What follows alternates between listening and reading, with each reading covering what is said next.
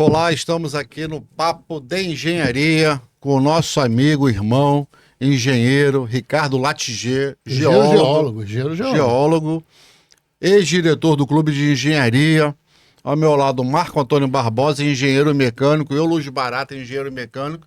A gente vai aprender hoje com o Ricardo Latiger muita coisa. Mas antes disso, tem que falar sobre os patrocinadores. Então, por favor, o que é que tá? eu falo ou o que você quer falar? Não, você gosta de falar? Eu gosto. Então fala. Aqui nós estamos aqui próximo, nosso patrocinador é a Braip. A Braip é onde se reúne as empresas que fazem a inspeção predial de gás. Então, é o presidente da Braip, da associação, é o engenheiro Jorge Omar, e a Braip, se você quiser fazer algum tipo de inspeção predial de gás no prédio, ou em qualquer prédio, ou comercial, liga aí. E temos o IBEC. O IBEC é o Instituto Brasileiro de Engenharia de Custo, do nosso também amigo engenheiro, se não me engano, com certeza, é o único engenheiro da América Latina na área de custo. É um profissional altamente Dedicado a isso. Dedicado à engenharia de custo. E o IBEC, é o Instituto Brasileiro de Engenharia de Custo, faz inúmeros cursos. Quem quiser, pega aí o e-mail e tal, dele. Liga pro nosso Paulo Dias e acerta lá como é que pode fazer o quilo. O terceiro e último, por enquanto, é da Contec Engenharia, consultoria de elevadores, e quem precisar é só ligar pro Luz Barata. Visto isso que a gente fez o merchan, também faz merchandise aqui. Isso aí vamos em frente tem com que o nosso... segurar, né? Vamos em frente. Latiger, muito obrigado pela presença. Fala um pouquinho por que Ricardo Latiger lá atrás optou nesse mundo da engenharia, da geologia. Para os jovens que estão assistindo a gente, o que vale a pena optar pela essa carreira? Bom, primeiro agradecer o convite para estar aqui conversando com vocês, dois amigos de longa data, de boas lutas, né? E dizer o seguinte, eu ainda no segundo grau, eu tinha uma professora de história que falava muito de arqueologia. Então eu tinha a pretensão de ser arqueólogo. Cheguei em casa conversando com minha irmã, que era um pouco mais velha do que eu, minha referência, inclusive, para muita coisa. Ela disse que o mercado para arqueologia era pequeno e falou em geologia. E 4 anos antes do vestibular eu fixei na geologia. Eu diria que acertei. Apesar de todas as passagens que tive pela geologia, eu acertei e acho que a geologia é uma ciência belíssima, tem um espaço enorme para a criatividade, embora não tenha o peso econômico, político que tem a engenharia, porque a geologia é 5% de qualquer obra, né? E onde é que dorme a coruja? É na execução das obras, que é da engenharia. Eu trabalhei 36 anos na Petrobras, trabalhei primeiro com microfósseis, quase saí da Petrobras, só não saí porque conheci minha mulher. Aí Trabalhava lá? Eu já estava... Não. Eu entrei em 1979 e no Carnaval de 79 a conheci, eu falei, eu preciso ganhar a vida. Então, viver paleontólogo, trabalhando com foraminíferos, que são protozoários, onde você ficava numa lupa, com um pincel 03, mexendo nos fósseis para classificá-los e daí dar a idade e reconstituir o paleoambiente. Que profundidade aquela rocha se formou. Sensacional. É interessante, muito tem uma riqueza enorme. Nossa, isso aí é muito bom. A geologia... Isso dá para a gente marcar um novo podcast para a gente conversar sobre isso. Explorar mais isso. Valeu. Pois é, então eu trabalhei 12 anos nesse mundo, sempre muito, eu diria... crítico dentro da Petrobras, isso eu acho que é uma particularidade da minha vida, para comigo mesmo e para o ambiente onde eu estou. Então, logo tive algumas escaramuças com a estrutura de poder na época da ditadura, né? Organizando resistências. Quando pude, já derrubei um chefe, e foi fruto do meu primeiro projeto, que foi quando eu conheci o Guilherme Estrela, em 1981. 81? Estrela era dirigente, ele era o geólogo responsável da Bacia do Espírito Santo. Em Campos se achava petróleo, Espírito Santo não, e a geologia era a mesma. Do ponto de vista das expectativas de rocha reservatório e gerador, era a mesma. E ele é um cara brilhante do ponto de vista técnico.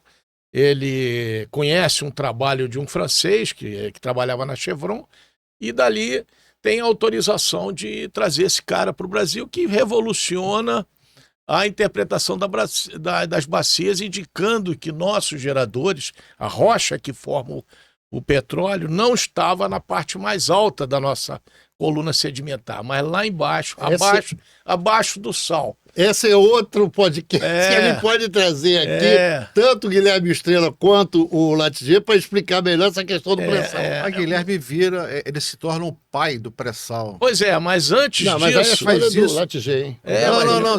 Não, mas isso é interessante, porque veja bem, qual é o grande mérito e um caminho por essa trajetória? É quando ele, trabalhando na bacia aqui do Espírito Santo, né, aqui na sede, ele vai, com essa revolução científica que aconteceu na Petrobras, né, de onde vem os geradores, qual era o que a gente chama de sistema petrolífero, ele vai ser gerente, ele substitui os chefes que estavam com uma posição tecnicamente errada. Entendi. E dali ele vira chefe de setor, depois chefe de divisão e mais adiante superintendente de área e superintendente do SEMPES. Ele passa a ter uma carreira crítica muito grande em função da qualidade dele. E foi um período muito rico. Trabalhar na Petrobras já é muito bom. Nós gostaríamos de ter muita gente trabalhando na Petrobras. Hoje a juventude, às vezes, não considera essa alternativa, até porque, no meu tempo, foi uma concorrência de 10 candidatos para uma vaga. Até por causa a engenharia anda em baixa, né? Mas a geologia eu não sei. Não, a mesma coisa. A geologia não existe sem a engenharia, até porque os projetos da geologia são projetos que vêm da mente nossa, que é materializado pelo engenheiro que vai furar. Sim. A gente diz, não, fura aqui, mas quem vai botar a broca lá, ver se tem condições ou não de perfurar, as adversidades todas, aí você entra um mundo de profissionais que vão definir o local certo e todo o arranjo eventual se der sucesso, né? Então, o problema todo é que hoje é 100, 200 candidatos para uma vaga. Eu não passaria. Eu acho que é um negócio desanimador. Né? E você imagina. Muita gente buscando. Esse tipo de colocação no mercado de trabalho, principalmente para geólogo, né? Para geólogo e para engenheiro. Em 2014, nós estávamos com pleno emprego no Brasil. Isso. Aqui é só ver os prédios nossos, todos ocupados. Mudou muita coisa? Mudou. Agora, mudou principalmente que a gente não está valorizando a estrutura do Estado como precisa. Verdade. Né? Então, em todas as áreas. Então, dali, só terminando essa fase de abertura, eu vivi 12 anos trabalhando com fósseis. Depois, eu tive uma desavença. Algumas fui bem sucedidos, outras fui mal sucedido. O que é normal da vida. É natural, perdi. O cara me mandou embora. O cara me mandou embora. Na Petrobras é difícil mandar embora, a não ser que você tenha cometido uma falha muito grave, mas me mandou embora do setor dele, injustamente, mas eu fui viver a estratigrafia. E daí eu conheci um outro mundo, que é também viajar pelo Brasil para procurar relação entre as rochas que estão aflorando e o que a gente vê na sísmica. Então, rodei esse Brasil todo. Espetacular, espetacular. É muito rico. E chegou a participar do pré-sal. Participou ativamente do pré-sal. E depois, quando houve 2003, aí o Lula convida o Estrela e eu já o conheci, lutávamos muito, derrubamos um diretor. Fizemos muita confusão ao longo dessa trajetória. Isso trata de sua liderança sindical também. Eu era do dirigente, fui presidente eu era presidente da Associação Profissional dos Geólogos e fui presidente da Federação dos Geólogos. Então, a vantagem da geologia é que é um grupo menor. Entendeu? Mais articulado, tem uma particularidade profissional que a gente, como trata de questões que dizem respeito muito ao futuro, essa condição de antever ou se preocupar com as questões conjunturais maiores, estratégicas, estão muito enraizadas na nossa formação. Entendeu? Teve aqui o Cláudio, o presidente da associação. Cláudio Palmério do Amaral. Cláudio Amaral, teve aqui. Espetacular, deu uma aula aqui sobre geologia. Legal, muito legal. E é um quadro, inclusive, da geotecnia. Da geotecnia, um quadro. Cláudio foi da GeoRio, professor da UFRJ. E ele tem um irmão na Petrobras que é geógrafo. Também. O Fábio Amaral. Então, essa é uma particularidade da geologia. E que sempre me atraiu bastante, enfim. Você ficou 35 anos na Petrobras. 36 anos, 36. Fiz o mestrado. Quando eu mudei de área, fui para a área de estratigrafia, fiz o mestrado em isótopos estáveis, por exemplo, essa questão das flutuações climáticas, essas coisas todas eu mexi, tanto para o recente quanto para o passado. E depois fiz o meu doutorado também no Rio Grande do Sul, 3 anos, que foi muito rico. E finalmente, em 2003, o Estrela é convidado pelo Lula e eu vou trabalhar na Petrobras primeiro, no Fome Zero, que eu... 2003. Eu trabalhei com ele no Fome Zero, onde a Petrobras constituiu um grupo interessantíssimo, que era só gerentes gerais ou executivos, que é a alta direção da companhia, para discutir a questão social. E botou o nome Fome Zero. Talvez tenha sido a única estatal que fez isso. E nessa oportunidade aí eu pedi ao Estrela para que eu ficasse trabalhando como o responsável pelo EIP nessa atividade. E o Estrela me agraciou com uma sala no 23º andar, na diretoria, na presidência. Aqui na rua da Chile? Eu vejo o peso que ele deu para que um cara do Fome Zero estivesse em contato permanente com ele. E aí fomos até 2012. Primeiro, trabalhando nesse Fome Zero, eu trabalhei mais no campo da água, né? O que a gente poderia aproveitar de recuperação de poços para dessedentação humana e animal, enriquecimento, enfim, o projeto tinha um viés também que não era só oferecer água, era também aumentar a atividade. Isso era no Brasil todo, principalmente. Onde a Petrobras atuava no semiárido. No semiárido, no semiárido. No semiárido. E daí eu fui conhecendo muita gente, né, as interlocuções. Quando você chega à Petrobras com o peso de ser um cara representante do diretor, né, isso não é outra coisa. É outra coisa, entendeu? Então, essas questões não passam despercebidas. E foi importantíssimo. E existe muita gente boa nesse Brasil a fim de meter bronca e transformar. Aí você ficou até 2012. Até 2012, mas depois o Fome Zero, eu acho que ele cumpriu sua tarefa e eu passei a ser o assistente mais, eu diria, institucional do Estrela nas relações. Quando chegava um parlamentar e tudo mais, eu fazia esse meio de campo. E tivemos um papel importante também na questão do pré-sal, que fomos várias vezes a Brasília, inclusive... Para convencer o Lula do pré-sal. O Lula já estava convencido. O problema é a enturragem que tem em Brasília, os interesses que dizem respeito ao petróleo. Eu acho que isso pode ser um podcast com o Latigê sobre essa... Tem uma história imensa. Eu passei uma madrugada toda na casa de Latigê, tomando um vinho e contando essas histórias todas que tem, que merecem vir aqui. Não, Latigê... Vamos entrar no nosso podcast, no nosso assunto principal aqui.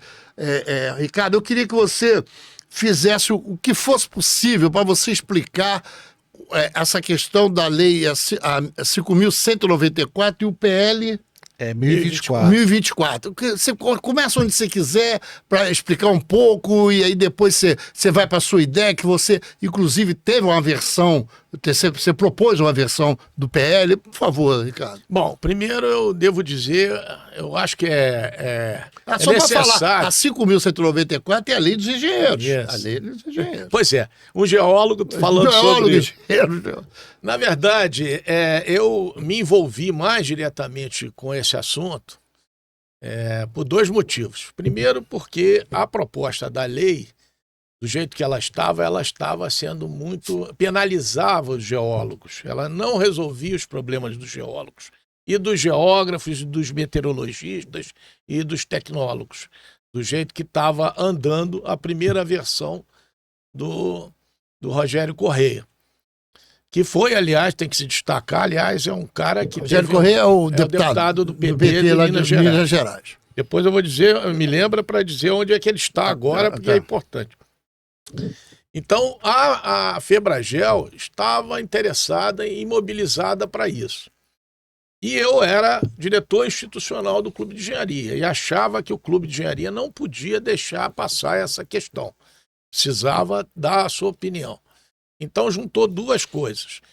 Na verdade, eu acabei oferecendo todo o meu esforço para uma visão da engenharia sensu lato, que envolve, a minha visão é isso, nós somos parte integrante da engenharia. A geologia, a meteorologia, sim, a geografia, sim, são partes integrantes como vocês. E dali eu comecei a trabalhar junto com alguns companheiros para ver o que poderia ser feito. A princípio, a contradição era que, veja, a gente traz uma lei que é uma lei de 1966. É. A engenharia mudou muito nesse período. Hoje são 120 títulos só da engenharia. Como enquadrá-los? Nós temos o nosso sistema, que funciona com todas as imperfeições dele. Agora, se é para mudar a lei, temos que mudar para melhorá-la. E ela veio com uma proposta absolutamente inaceitável do Paulo Guedes. É uma uma iniciativa do Executivo, né, para facultar a entrada de profissionais em empresas sem nenhuma preocupação com o sistema fazer a regulação disso, que bem ou mal ele faz. Né? Até bem ele faz. Eu acho que faz bem. Eu acho faz. Que poderia ser melhor, mas poderia ser melhor, o sistema tem vários problemas. Esse não é o problema maior que o sistema tem. O sistema consegue fazer consegue levar. Pois é. Então, o projeto do Paulo Guedes era para facultar isso e oferecia como contraponto uma expectativa que há muito existe dentro de alguns setores ligados mais diretamente ao sistema, que é a federalização. Lembrar que hoje esse conjunto de 1.100.000 ou 1.200.000 profissionais são representados, em última instância, por 18 pessoas. A meu ver, é muito insuficiente, é muito pequeno. E 18 pessoas que não representam nem todos os estados. Sim. Então, existia a perspectiva da federalização, não é isso? E que era algo que incorporava muitas expectativas e veio junto com o projeto do Paulo Guedes. Mas houve, naturalmente, como viram que estava ali um contrabando, né, enorme, houve uma reação muito grande.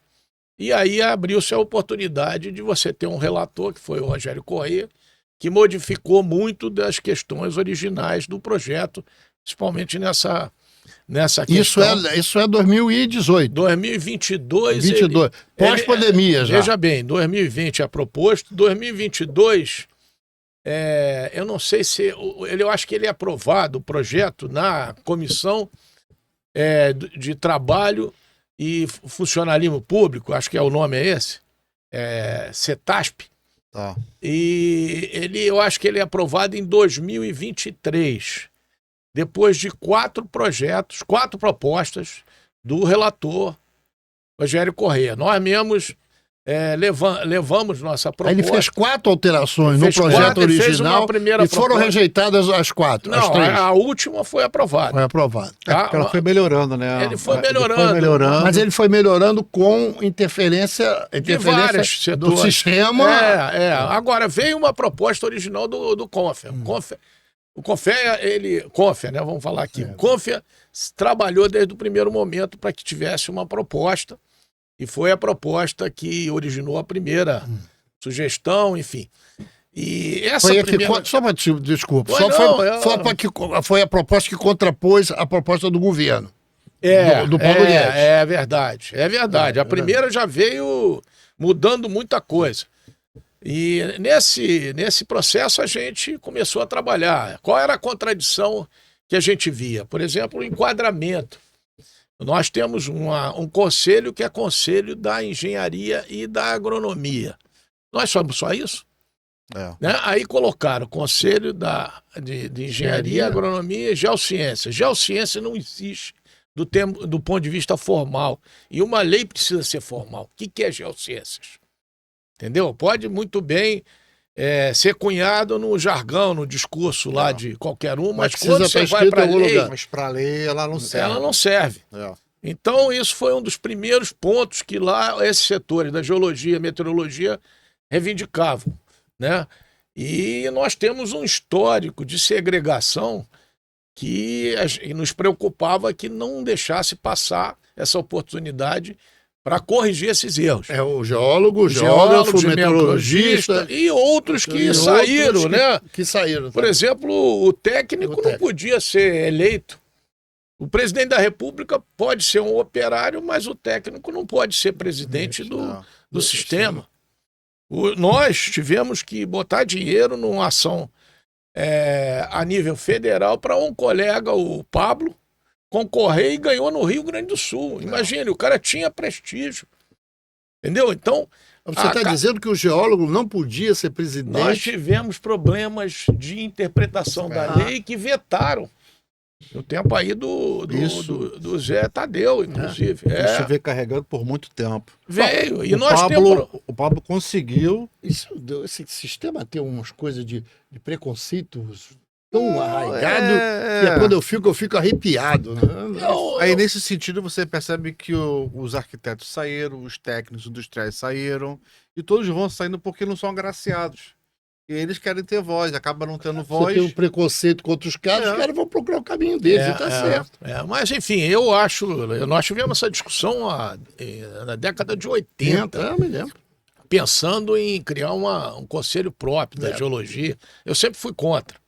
Eu não gosto dessa profusão. Eu acho que a gente vai ter muito mais solidez para ser alguma coisa importante nesse Brasil se a gente conseguir ver o setor tecnológico como um todo. Isso. Como a gente que precisa, é o que a gente vê na China, né? Que os engenheiros estão mandando direto lá no Politburo, o próprio Xi Jinping é um engenheiro. Engenheiro? Eu não sabia. É. Você sabe que lá no Politburo da China, alguns anos atrás, o professor Verelli dizia que tinha 5 membros do Politburo, 4 eram engenheiros. Pois é, então é uma coisa importante. Então, a gente sempre viu, eu particularmente, eu não sou unanimidade, aliás, em nada, né? Depois nós chegaremos... Até porque você é um provocador de mim mesmo. Um provocação de emoções, né? Provocador de mim mesmo. Mas eu, dentro da geologia, eu defendia isso, que a gente precisava aproveitar essa oportunidade da discussão da lei,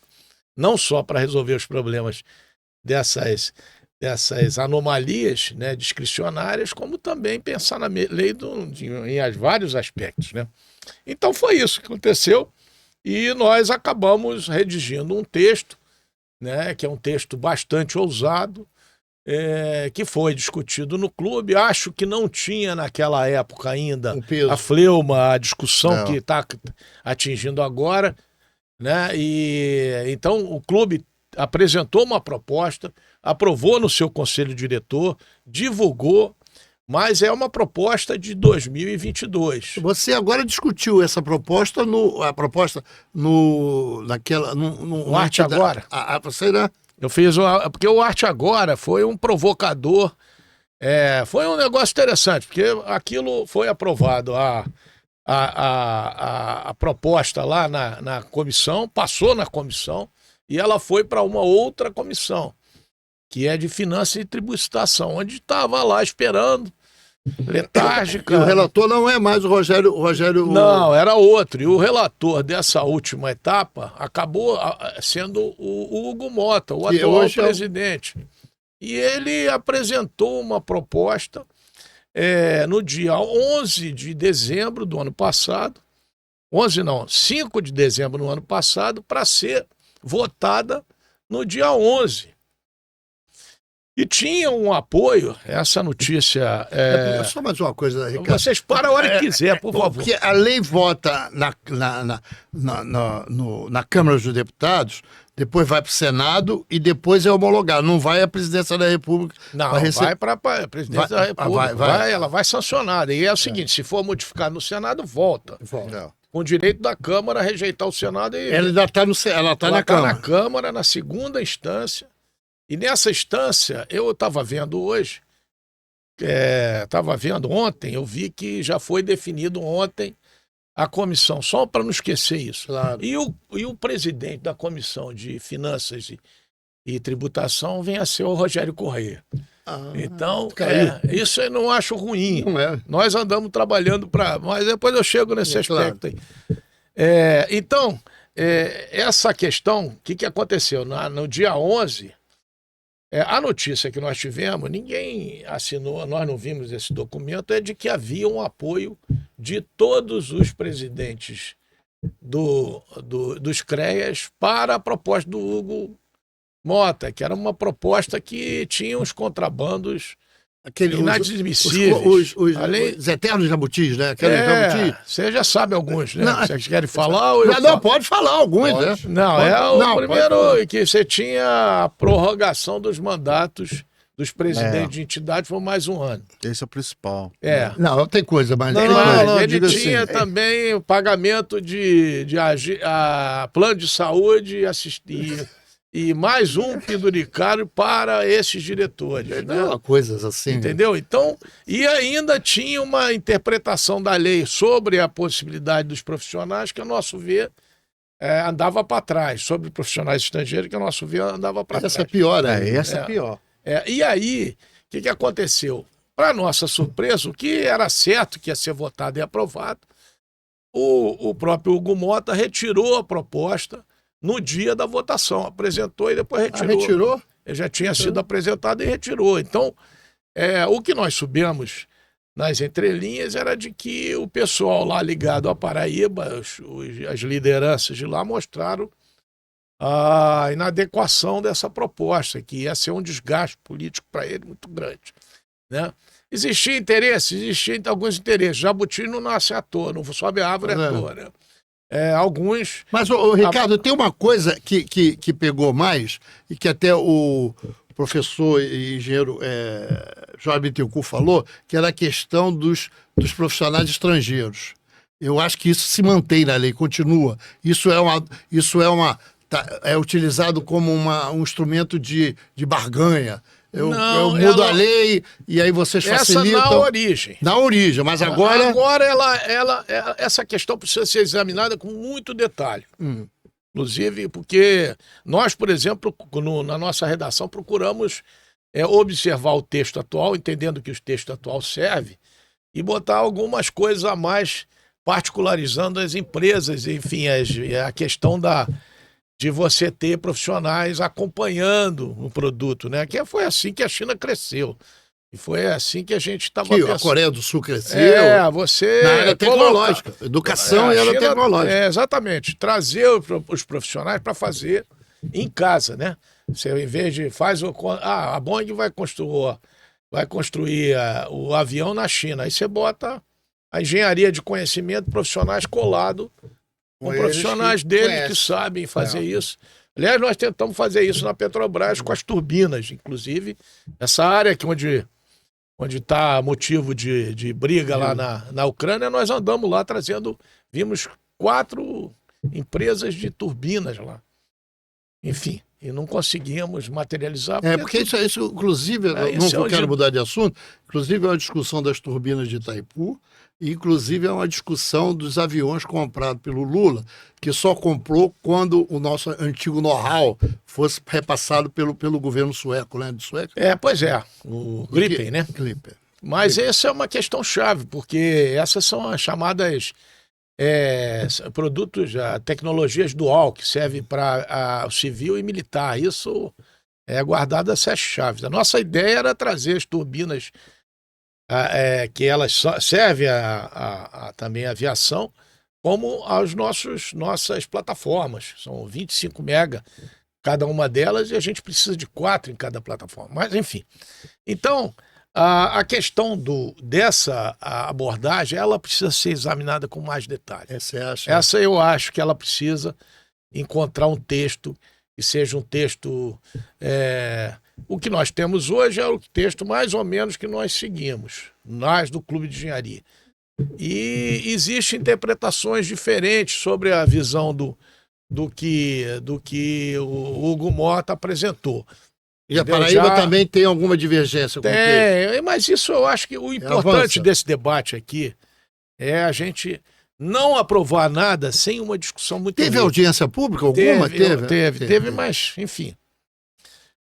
Lá no Rogério Correia, nós, por exemplo, mandamos, eu tive contato com o chefe de gabinete do Rogério Correia, o clube mandou para todos os integrantes da bancada, né, da comissão, e para o Rogério Correia.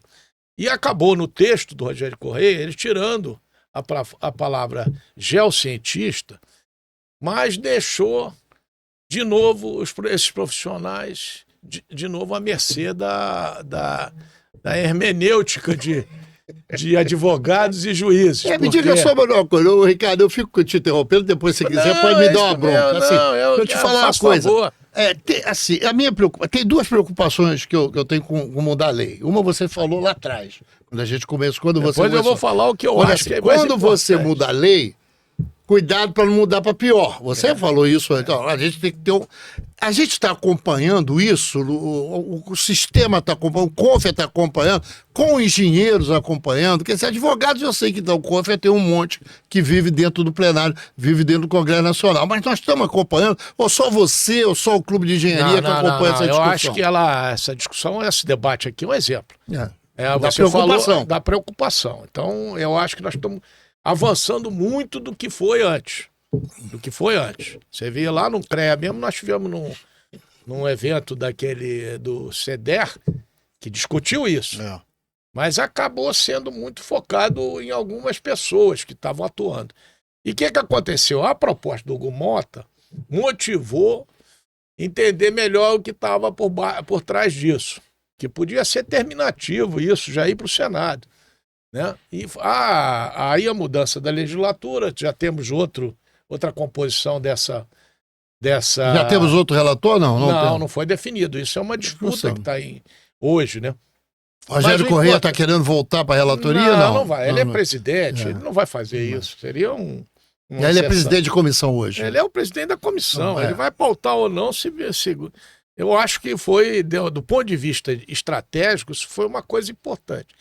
Né? Agora, e vai ver o filho dele. Qual é o filho dele que nós vemos alguns probleminhas? Vou dizer o principal da nossa parte é a questão de ele coloca primeiro a lei essa lei se aplica aos engenheiros e agrônomos. Aí parágrafo único aos geólogos, meteorologistas, geógrafos e tecnólogos aplica-se naquilo que couber. Quer dizer, duro naquela. Não, ele tirou o geociência. Isso é horrível. É horrível. Onde couber, não sei o que é isso. Aí, numa das questões que tem... Não, aí o cara fala aí que não cabe. A lei, por exemplo, a gente sempre teve problema com receber o salário mínimo profissional. Isso. Entendeu? Então, a lei, o projeto está lá hoje. Tem que mudar isso. Por que ele não... Porque ele não conseguiu resolver, e aí entra a grande questão do que nós queremos. A primeira pergunta que eu faço, e nós nos fizemos ao pensar num projeto mais ousado no clube, foi o seguinte: o que nós somos? O que é engenharia hoje? Tem que definir isso. Nós somos um conselho só de engenharia e agronomia. Os demais são os demais? Mas, entendeu? O resto, né? Ou nós somos um conselho de engenharias. De engenharias. Aí nós vamos mudar o nome. Já começamos por aí. Quais são os grandes grupos? Se você tiver que definir... Ô Marcão, quais são os dois grandes grupos, ô Barata? Quais são os dois grandes grupos que tem a engenharia hoje? Se você tiver que, olha, a agronomia e a engenharia, eu não acho que são. Não. Nós pensamos o seguinte, tem dois grandes grupos. Você pode ter de volume de gente, mas de importância não é. Não, eu estou dizendo... De valoração não é. Eu diria o seguinte, metodologicamente, o que são vocês, por exemplo? Vocês são executores... para resolver os problemas. Vocês são a engenharia aplicada. A engenharia civil é uma engenharia aplicada. Tem um outro tipo, e olha, tem interface nas duas, tá? E o que nós somos? O que é engenheiro de pesca? O que é um engenheiro agrônomo? O engenheiro de alimentos. O engenheiro de alimentos. A engenheiro de alimentos não, ele já resolve. Já resolve. Ele produz. Produz. Estou dizendo que tem o setor da produção, tem o setor... que dá insumos para vocês fazerem a produção, que a gente chamou de geotecnológicos, que aí entra a engenharia agronômica, a engenharia cartográfica, Você- geologia, Aí você a tá engenharia, a engenharia de pesca. O cara tem que saber a dinâmica da pesca. claro. Ele tem que saber o quê? Olhando para a natureza. Então ela informa. Você está propondo. Isso foi o que saiu do clube. Na proposta. Não, eu acho que é boa, eu concordo. Você acha que é. Assim, eu acho que tinha que ser engenharias. Eu acho que tinha que ser Conselho Federal de Engenharias. E não tinha que ter agronomia. Eu entendo, mas entendo assim. Nós propusemos Eu entendo assim. Eu acho que o engenheiro é geólogo, eu acho que o engenheiro é geógrafo, eu acho que o engenheiro faltou. É geólogo e. Meteorologista, eu acho que são engenheiros. São engenheiros. Nós tivemos aqui com o Ivan, que é da meteorologia, tivemos com o Cláudio, que é da geologia, tá tentando trazer o pessoal da geografia, que tem um pouquinho de desorganização, mas nós vamos conseguir trazer alguém da geografia para a gente conversar. Eu acho que é isso. Eu acho que não cabe mais eu fazer um conselhozinho dos engenheiros Olha só, clube do Bolinha dos engenheiros. O problema é o seguinte, seguinte, se nós queremos mudar alguma coisa, podemos mudar mais ou mudar menos. Talvez a gente vai ter que aceitar mudar menos. Então, a discussão que a gente trouxe foi para enriquecer o que somos. Lembrar o seguinte, sempre, esse conselho é valioso, é uma obra do Getúlio, de colocar quem faz e quem faz, que somos nós, responsabilizado representado pelas entidades de classe, que é uma coisa valiosa. Falar mal do Getúlio, porra, não merece. E botar quem ensina. Qualquer sistema tecnológico para se desenvolver precisa desses dois braços e do Estado. Por exemplo, é uma discussão que eu tenho com a questão da arquitetura. Aqui nós damos um valor ao coletivo. Nós fomos buscar o coletivo para poder sustentar o sistema. Então, associações, faculdades e tal, escola de engenharia. A arquitetura fez uma outra coisa. Foi dar representatividade ao indivíduo, que eu acho que é um pouco diferente. Na hora de você reunir, eu prefiro reunir entre associações, entre sindicatos, entre clubes e tal, para discutir alguma coisa. Quando é um indivíduo, é mais difícil você fazer isso, indivíduo por indivíduo, para você ter. Eu gosto mais desse sistema como foi preparado. Ricardo, mas o impacto principal, além do nome, né, que eu acho que é o nosso objetivo. Vamos lá. Eu acho que essa nós estamos na quadra de tarefas, que é ter um bom relator, um cara democrático, como foi o Rogério Corrêa, que estimule esse debate, e aí instâncias como essa são fundamentais. Pode ser um engenheiro? Pode ser um engenheiro. Tem algum engenheiro lá Nós temos que olhar, acho que é importante olhar e trabalharmos para ver se tem um nome. Eu gostaria muito que fosse um cara do Rio, mas eu não vi ninguém do Rio de Janeiro como titular. Gostaria muito, né? Esse é o primeiro ponto. Segundo, eu acho que a gente vai ter que entrar nos pontos críticos. Então, vamos. Dentro da perspectiva, já existe um projeto aprovado. E o presidente da comissão é o cara autor desse projeto. Talvez tenha restringido um pouco mais a possibilidade de ser mais ousado. Então, a ser ousado, o que é ser ousado? Que eu vejo que são questões que ainda precisam ser feitas.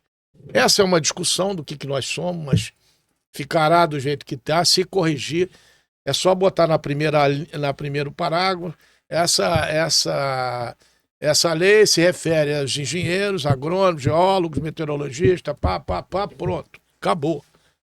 Todos nós teremos o mesmo direito, né? E depois só repete todos, porque a lei hoje, quando fala de cada uma situação, ela só cita o engenheiro e agrônomo. Aplicação da lei, salário mínimo profissional, engenheiro e agrônomo. E aí, como é que ficamos? Isso é ruim. Então nós vamos ter que trabalhar naquele texto para acabar com essa discricionalidade. Isso é um ponto. Segundo ponto que eu acho importantíssimo, nós precisamos democratizar esse sistema. O que é democratizar esse sistema? Não é só a federalização. Esse é um outro ponto que é polêmico. Eu acho importante, mas não é só isso. Mas é muito polêmico. É muito polêmico. Qual a nossa proposta aí do clube? Por estado? Não, eu acho que tem que ser um por estado, mas não pode ser só um por estado, que aí São Paulo vai ter a mesma peso que o Sergipe. Pra gente não falar mal do Sergipe. Da nossa amiga Elaine. Então, a proposta do clube, ela contemplava não só a federalização, quanto também 10 nomes escolhidos por distribuído pelas 5 regiões do país proporcionalmente. Então, Sudeste provavelmente ia levar umas 6. Né? Porque nossos 4 estados, não, desculpe, mas... Não, é isso mesmo. Domina, é comum. Domina tudo. Domina tudo. E mais 10 que aí você faria distribuído pelas 2 áreas de conhecimento. 10 por cada 5 pela área de geotecnia, 5 pela área de engenharia de professores. Ampliar a participação deles, que está cada vez menor. Eles são só 2 hoje. É verdade. Então nós teríamos democratizar do ponto de vista... Teria 27 mais 10, mais 37. 47, pronto. 47 mais 48. 48 seria o nosso conselho. Para você... Aí você acha que a gente contempla todas as tanto a questão de representação quanto a questão de peso por região. Eu acho que e escola também. Você não, inclusive a gente sabe o peso que tem o presidente, esse presidencialismo sobre os CREAs mais fracos, né? Ainda mais com as adversidades que a gente vive, né? Principalmente quando se perdeu o direito da destinação da RT de uma parcela para as entidades. Que é o que eu acho que está na lei também, está voltando para a lei. A gente está propondo. Agora, essas 2 leis não ficaram claras. A primeira era só a aplicação de multas e outras coisas. Agora... não é isso. Não está assim, entendeu? Então, esse é um ponto. Outro, democratização, e eu acho que um ponto importantíssimo é você dar mais transparência. A democratização. Nós já fomos conselheiros regionais, né? Regionais, assim, coordenador de câmaras. E quantas vezes nós vimos um projeto nosso discutido no fórum que tem todos os representantes de todo o Brasil virar uma decisão normativa, uma decisão de plenário? Pouquíssimo, né? Claro, porque não sobe. Não chega a Brasília. Não, nós estamos em Brasília, apresentamos aqueles relatórios com várias propostas. Eu listo uma porção que eu preparei. Não anda. A gente ia ao Congresso, ele foi de correr ao Congresso, ia lá, me descabelava todo, não para coisa nenhuma, porque aquilo no final era jogar no lixo. Então a proposta do clube até para o seguinte: se 3 coordenadorias nacionais apresentarem a mesma proposta, vai direto para o plenário. Porque rapaz, eles dizem que a alegação deles é que não está conforme manda a liturgia da apresentação de proposta. Nós temos um cara que é indicado pelo CONFEA para preparar e a coisa não anda. Ele não anda. E eu de sabor de ver um assessor lá dizendo que isso aí não era importante. Então isso é importante, democratizar, tanto a nível da representação nacional dos conselheiros federais, os instrumentos internos, né? Eu acho que isso é outro ponto importantíssimo. Democratizar também a gente... agora, eu diria, aí não é bem democratizar, transparência. A palavra transparência.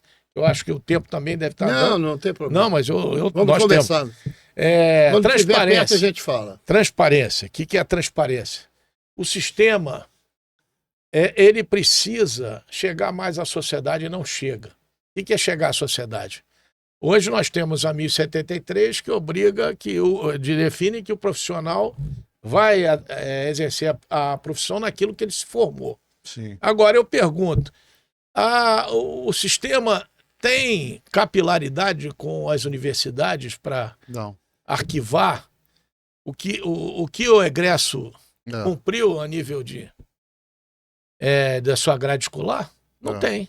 Mas isso não é fácil, cara. A matriz curricular de um é diferente do outro, que não é igual ao que está vindo aí. Mas qual é o problema disso? Nós estamos na principal... Era da inteligência artificial aí. Pois nós estamos com o principal instrumento do sistema tecnológico brasileiro. E como marcar um dia? Criado pelo governo para ser o gestor disso, com dinheiro nosso. Para ser eficiente, não consegue ser eficiente nisso. Com muito dinheiro no sistema. Não consegue ser eficiente, ter um mesmo modelo de interação com as concessionárias, como aí Há 10 anos eu vi esse Chico Rico mostrando lá, na época do Reinaldo, como é que funcionava lá, que é uma solução absolutamente essencial de você obrigar as concessionárias a informar ao CREA, tão logo haja uma solicitação de aumento de carga, por exemplo. Se tem um aumento de carga, tem o trabalho de um profissional de engenharia. Entendeu? E vice-versa. Nós temos que enraizar o sistema, até pelo seu poder instituído de ser um órgão fiscalizador junto às instâncias. Na Petrobras, por exemplo, o nego não sabe o que é o CREA. Nós temos um mundo que é o mundo do mundo cão, de quem trabalha o profissional liberal, e tem umas grandes empresas que não... Nós fizemos uma fiscalização no Ventura uma vez e descobrimos que a Shell não tinha um representante técnico para geologia, cara. E fura poço aqui. Entendeu? E isso nós notificamos. Então, fala. Vamos lá. Você não perdeu... Não, quer ver? E outra coisa importantíssima, nós precisamos que esse problema do EAD é outro mundo. Eu ia tocar isso no final, porque talvez seja uma discussão que a gente vai fazer um dia, mas um podcast muito grande para discutir com muita gente agora do IAD. Né? Eu acho assim, que tem uma discussão, viu o Ricardo Latiger, que a gente tem uma preocupação. Nós estamos formando poucos engenheiros. Segundo o Jorge Bittencourt, teve aqui, que foi conselheiro de 6 anos, diz que a gente forma só 130 mil. 130 mil e a China forma quase 1 milhão. Quase 1 milhão. Eles têm lá uma dificuldade, da forma muito engenheiro e precisa exportar engenheiro. Então a gente precisa ter uma retomada até na área de educação, que eu acho que também deve ter uma preocupação. Uma outra coisa que a lei não aborda, e eu também acho que a lei não deve abordar, mas é uma discussão que eu remeto disso, é a discussão de trazer a questão de gênero para dentro do Conselho. A questão de ter mais mulheres, incentivar, eu acho até que tem que ter uma cota, eu defendo isso, que tenha mais mulheres no plenário do sistema, tanto plenário regional quanto plenário federal. Eu acho que a gente tem que incentivar que a questão de cor também seja até a representatividade, tem que trazer gente para poder fazer isso. Eu me revolto que a engenharia, e aí estou falando da geologia, geografia, ciência toda, falando que seja seja tecnologicamente só para branco. Eu acho que tem uma discussão que a gente precisa ter. Né? A gente precisa ter. Bom, mas aí isso é uma coisa que não precisa estar na lei, pode estar nas resoluções com fé. Essa é uma discussão maior, porque, por exemplo, tem um detalhe lá que eu achei desnecessário, que a lei trata do CREA Júnior. Eu acho o seguinte, então podia ter o CREA Mulher. Que é a mulher. Entendeu? Tem algumas coisas, a gente vai ter que definir, quando a gente está falando o que a gente quer mas isso pode ser em resolução, não precisa ser uma coisa da lei. Eu não sei porque é garantir na lei o CREA Júnior. Também entendeu? Eu não estou contra o CREA Júnior. Não, muito pelo contrário. contrário. A gente precisa envolver a juventude. Não, agora, qual é o CREA instrumento? Júnior está entrando, talvez, por conta da mútua. A mútua, ela só empresta depois que você se forma, depois de 1 ano. Entendeu? Financeiramente, se for entrar o CREA Júnior, ele tiver um registro, ele pode pleitear uma verba dentro da mútua e montar algum negócio para ele. Isso era um estudo lá atrás. Eu não entendo assim, não. Você sabe que... tô falando que pode ser. Pode ser, mas a questão toda também é o seguinte, o que nós queremos do ponto de vista de um texto? É um texto no detalhe? Então, se tem o CREA Júnior, vai ter o CREA Mulher? Ou vai ficar só o CREA Júnior? Vamos fazer cotas? Eu acho que tem que fazer. Tem que definir isso. É uma outra situação. Quando a gente está falando... Resoluções, portaria, resolve. Quando a gente está... Porque a nossa lei é uma lei atrasada, cheia de detalhes. Ela pode ser mais curta ou menos curta. Aí a gente tem que definir isso. A preocupação que você teve lá no início que eu falei. Cuidado para não fazer uma coisa pior do que... Tá cheio de... Vamos com calma. Mas não tem jeito. Pode melhorar mas tem que mexer. Agora, então, por exemplo, eu acho que uma das grandes questões é avisar os meninos dentro dessa questão das escolas. Eu acho que, primeiro, a gente tem que conseguir o que os médicos conseguem, o advogado consegue, do consulta prévia ao sistema antes de que que um curso seja criado, porque hoje nós recebemos curso criado. Não podemos o MEC não dá a menor atenção, não faz isso nem na medicina, nem na advocacia. A gente colocou isso lá no texto. Bom. Ah, tá lá? Tá lá, no nosso texto tem essa questão. Outra coisa que eu acho que aí são atividades, que eu não sei se nós botamos isso no texto, mas dá satisfação à sociedade de qual é a formação que cada escola vai oferecer para o aluno ao sair da escola. Porque nego entra hoje, faz o concurso, entra numa escola e não sabe qual vai ser a atribuição que ele tem. Isso é uma coisa facílima. E às vezes não sabe nem quando termina. Acaba o curso de engenharia ou de geologia. Propusemos isso lá internamente. Porque, veja, o cara... O que precisa disso? Porque... chegou na véspera do Enem, o garoto vai... O CONFEA anuncia a todo mundo que cada CREA na sua região vai gastar dinheiro dizendo o seguinte, entre aqui e veja essa universidade, engenharia universidade. Vai ser obrigação do sistema e não a universidade. Até porque a discussão é o seguinte, até quando eu sou mais velho que você, com certeza, mas muito mais velho que o Barato. A gente tinha uma coisa que chamava Problemas Brasileiros. Vocês pegaram o SPP, né? E que depois a gente veio aprender geografia do Brasil, assim ao vivo, com o Amaral Neto, repórter. E fazia aquelas coisas com o golpe militar, e ele fazia aquilo. Eu acho que é uma coisa que tem que ser inserido dentro do currículo, essa coisa de dizer ao estudante que está formando em engenharia, em agronomia, o que quer que seja, quais são as atividades que ele vai exercer, quais são as atividades que ele vai exercer no futuro. Então, existem vários pontos. Por exemplo, eu acho que uma das questões centrais é a gente olhar com cuidado se essa lei privilegia as empresas brasileiras no exercício do profissional brasileiro. Importante. Entendeu? Ela está clara isso. Tal do conteúdo nacional. Conteúdo nacional. Isso é uma luta que pode ser maior ou menor. Agora, vai ser maior se a gente conseguir, primeiro, criar espaço lá dentro para ter um relator e convencer também o próprio Rogério Correia, que parece que é um cara democrático, para a gente... aquilo eventualmente aceitar algumas alterações. A gente pode fazer algum tipo... O que você acha de fazer algum tipo de gestão aqui? CREA, pegar o CREA, o Sindicato de Engenheiros, o clube, as entidades, tentar organizar isso dentro do plenário, uma discussão para a gente poder fazer uma pressão política do Rio. Eu acho que a grande questão é saber, de volta a dizer, o que a gente quer. Entendeu? Porque se você quiser, só quiser a federalização, a lei do rapaz lá está pronta. A gente ajeita a questão dos geólogos, tenta tirar os contrabandos. O do Hugo Moto tá bom. Não, essa já morreu. Agora já tem outro. Não, é porque ele mandou arquivar, e disse, a não ser que alguém pegue e apresente ele. A outra que tem agora... O que está valendo é do Rogério Correia. Entendi. Então, a questão está Algum impacto financeiro para o sistema em cima dessa PL vai ter ou não? Acho que não. Depende. Se você direcionar parte do recurso para as entidades, vai ter impacto.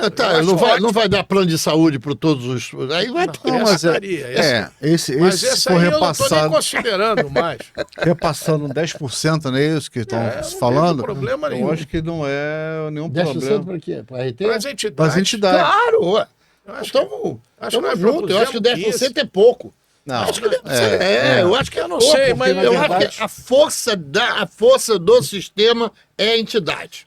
É a entidade, é clube de engenharia, é sindicato de engenheiro, é associação lá de Rio das Ostras, é associação essa é a força do sistema. Agora são 10% para a entidade, 20% para a multa e 15% para o CONFEA. Aí sobra 55 lá para o CREA. Gestão. Para gestão, será que dá? Não, será que não dá? O CREA tem... É uma máquina inchada. O CREA tem 150 milhões em caixa, ou deve ter 120 milhões em caixa. Olha só. Por que o CREA tem 120 milhões em caixa? Olha só, eu acho que o CREA pode fazer muito mais. Por exemplo, pegando as grandes empresas.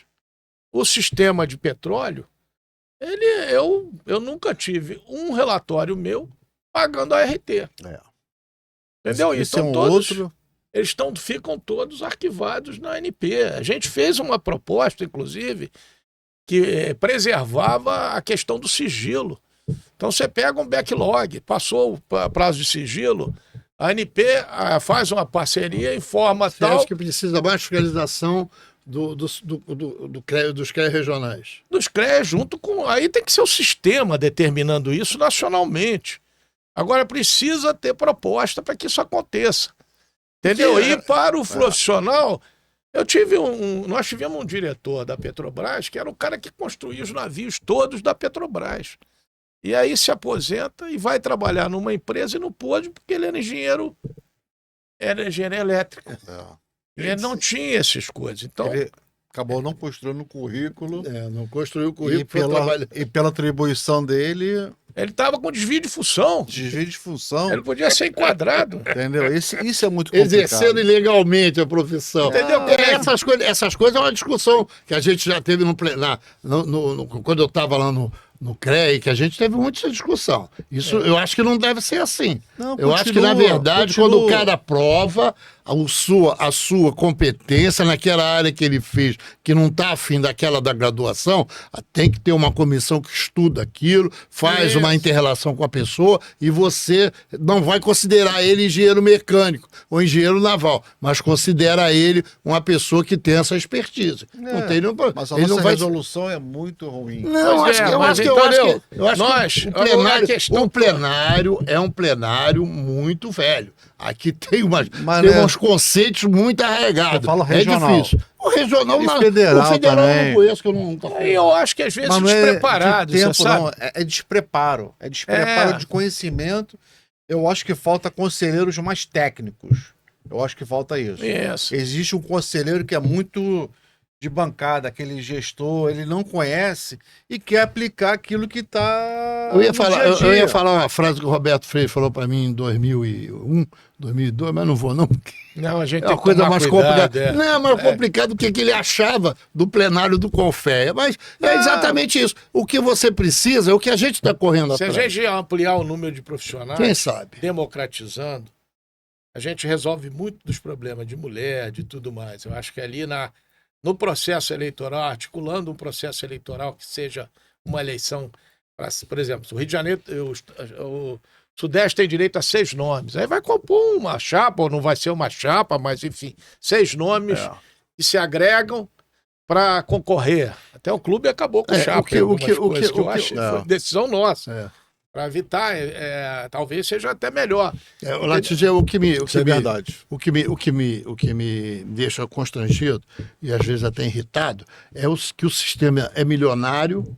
O sistema é milionário. O Paulo Guedes quis pegar o sistema, fez uma proposta de acabar com todos os conselhos, só não acabou por causa da OAB, que a OAB tem aquela história se é conselho, se é ordem, mas como está, eles consideram que é uma ordem. Então, esse sistema, com esse volume de dinheiro que tem que ser mais proativo, pô.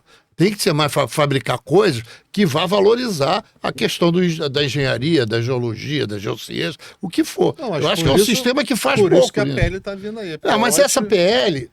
Aqui, Luiz, eu conheço o Latigê há alguns anos, você também.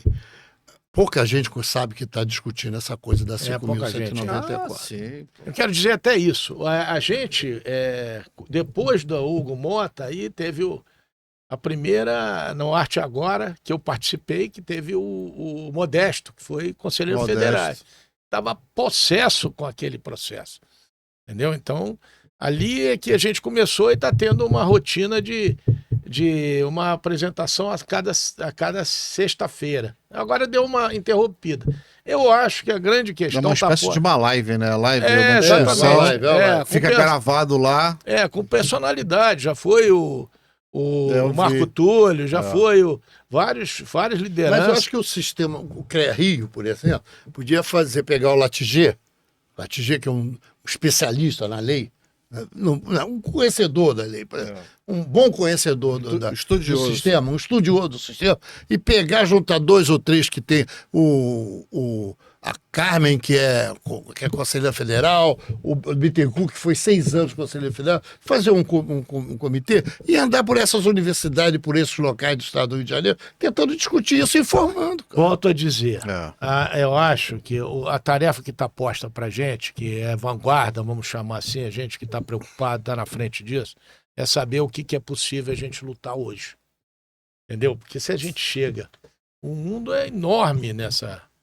Se a gente não definir minimamente o que a gente quer, vou chegar, por exemplo, abrir com a federalização. A federalização é suficiente? Vi um cara progressista lá da Bahia dizendo que era um absurdo. Nosso regime tem que ser igual ao Senado. Um para cada região. Então tem uma visão. Essa questão não é simples. Agora, a questão do enquadramento, a questão do quais são os pontos críticos de democratização. Levantamos alguns, podemos ver outros. Então, eu acho que a agenda que está posta, eu marco mais do que isso, é o que vocês estão fazendo, e começar a pontuar. Não, vamos definir tema de debate. Vai ser o seguinte, como é que a federalização basta ou não? Eu não sei qual é a opinião de vocês, se a federação basta ou não. Eu estou trazendo talvez pelo que você me disse, claro que não. Eu achava que a federalização era coisa... isso é... Eu acho que do jeito que você coloca, claro que não é só a federalização. Tem que ter mais coisas para discutir. Tô falando, vamos botar mais coisas para discutir, claro. Aí impacta em custos. Mas eu acho que isso aí é uma... eu acho que o Barata, como conselheiro do CREA e outras pessoas como conselheiro que estão ouvindo, tem que levar essa discussão para dentro do CREA, obrigar que o CREA Rio faça uma discussão mais profunda nisso, através do Clube de Engenharia. Volto a dizer, o CREA fez um debate no CEDER. Mas tem que fazer, eu acho que tem não... que fazer mais. Agora que a coisa está começando a pegar no breu, né, como a gente chama... Né, que a gente já fez balão. Então, mas apesar de estar no CEDER, foi ano passado que a gente discutiu isso. Eu acredito que só o Clube de Engenharia que está tocando isso. Só o Clube. Só o Latijão, o Clube de Engenharia. Não, mas eu digo o seguinte: morreu. Eu, como entidade, poderia. Quer uma ajuda, Clube? Eu duvido que o pessoal... As outras entidades poderiam... Que o CD é isso. Eu duvido porque o pessoal do Noroeste Fluminense sabe dessas coisas. Se não souber, sabe lá Mas participaram, 1 ou 2... Eles participaram, existe a vontade também. As entidades reclamam muito, eu acho que tá posto isso, eu acho que é perfeita algumas reclamações, mas na hora de uma mudança... É um trabalho voluntário que o Latijé abraçou sozinho, tá caminhando sozinho. Mas tem que ser mais, porque eu tô cansado de... Quando os caras vão pros grupos de WhatsApp, meter o pau, que tem que acabar com o sistema, que eu vou defender... Sabe o que é? Cara, vem pra cá. Não, é claro.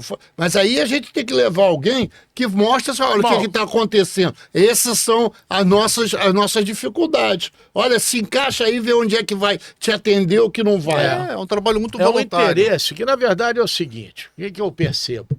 O que é que nego quer lamentar? Nós estamos num divisor de água no mundo, né? Nós estamos vendo aí o que está acontecendo nos Estados Unidos com as corporações passando por cima do Estado. Então, a discussão é uma discussão ideológica, fundamentalmente ideológica. Eu estou à disposição, diria o seguinte, o clube, no CEDER, só para lembrar, o CEDER nós trouxemos o representante da assessoria parlamentar, o titular da assessoria parlamentar. E eu esqueci isso, ô Mercão. A lei, do jeito que ela foi aprovada, e isso o clube mostrou, ela impede a eleição direta para presidente dos CREAs, viu? Ela admite só o presidente do COFEA. Do COFEA. Ainda tem essa que nós temos que corrigir. Enfim. Eu acho que foi. O tempo já está acabando já. Mas eu acho que. Marcão vai deixar 2 horas aqui. Eu tô preocupado. Mas tá todo mundo preocupado. Estou preocupado porque a gente recebe muita crítica de que não tem transparência, não tem informação, a discussão tá. E o Latijé está com muita informação que precisa ser passada para as pessoas. Não, ele vai passar. Eu acho que o grupo do Latijé tem que crescer. Ele sozinho realmente é pesado. É um trabalho pesado, Latiger. É só Mas chamar a Cabe, mas é prazeroso, é o prazeroso. Bittencourt, são Mas os tem que três. dar pra se quer. eu A gente ia tá dizer o falando. seguinte, O xerife clube- que já foi Esse conselheiro não é um federal. projeto do Latiger, por favor. Isso é um projeto. O O clube, Zé do Clube de o Engenharia. Projeto clube do apresentou clube. uma proposta e junto a ela nós temos isso pronto. Está tabelado. Sim. A lei atual, a proposta do CREA, a proposta do relator e a proposta do clube. Proposta do relator em 2022. Não foi a final, mas poucas coisas têm que mudar. Então, a gente tem que trabalhar em cima de uma matriz decidida. Já foi- Agora, o principal é saber quais são os pontos essenciais de serem discutidos, para começar a discussão. Perfeito. Porque se a gente se perder nisso, Aquele ouvinte que está aqui e quer se inteirar, ele procura quem? Aonde ele pode acessar essa matriz? ele pode pedir ao clube de engenharia que tem isso arquivado e Ele foi pode- ele ou pode acessar, se precisar, se falar não contigo. conseguir no clube de engenharia, que eu acho que o interessante é passar pelo Você clube tem de Instagram? Não tem Instagram? engenharia. Não tem Não, Instagram. tá. Não, Mas ele eu- entra pelo clube, ele acessa, ele solicita, ou pra gente mesmo. Aí- A gente solicita e encaminha para aquele profissional que quer. E pede para o clube deixar disponibilizado isso, mesmo que ela seja um momento de 2022, que Sim. agora é outra diretoria, pode ter outras percepções. Perfeito. Latiger, agradeço muito a sua presença. Esse papo não vai se encerrar aqui nesse momento, mas outros papos virão. Obrigatoriamente, o Latiger tem que ser reconvocado outras vezes, precisa falar sobre a questão da geologia na Petrobras, né, que ficou um vácuo aí, Não, precisa que- falar sobre isso, sobre a questão, trazer o Estrela com ele aqui para falar sobre a questão do Tem- pré-sal, Tem né? vários assuntos. Vários assuntos. Latiger É interminável. tem muito assunto para a gente Muito explorar. Irmão, muito obrigado. Eu que agradeço. Foi Obrigado, uma Latiger, ótima você conversa. sempre é um prazer. Não, eu acho que Inenarrável, eu sempre bater um papo com você. Ide, Você é ide. brilhante. Ide, O papo dele. Eu tô falando de coisas que. a vida me deu oportunidades. Eu acho que nós que trabalhamos e estudamos na estrutura do Estado, devemos muito a esse país. Perfeito. Essa que eu acho que é meu valor. E a gente está contribuindo com isso. A gente tenta a gente- contribuir. É uma Obrigado, coisa- Latiger. Obrigado. Ricardo, um abraço. Um abraço. Obrigado aí.